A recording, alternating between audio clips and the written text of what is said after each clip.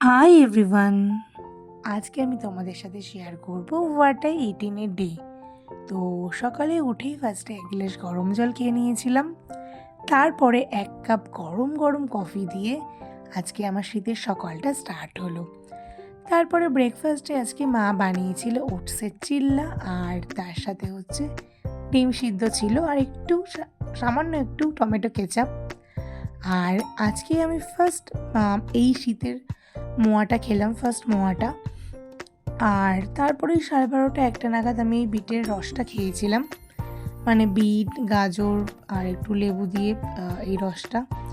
তো যদিও আমার রোজ খাওয়া হয় না, সপ্তাহে দু কি 3 দিন খাই। আর আজকে লাঞ্চে ছিল হচ্ছে ভাত, পেঁপের তরকারি, রুই মাছ, আর তার সাথেই চিংড়ি মাছ। তো চিংড়ি মাছ তো আমার বেশ ফেভারিট, চিংড়ির মালাইকারি খেতে আমার ভীষণই ভালো লাগে। তো তারপরে লাঞ্চ টাঞ্চ করে সন্ধেবেলায় আমি একটু বন্ধুদের সাথে বেরিয়েছিলাম আড্ডা দিতে।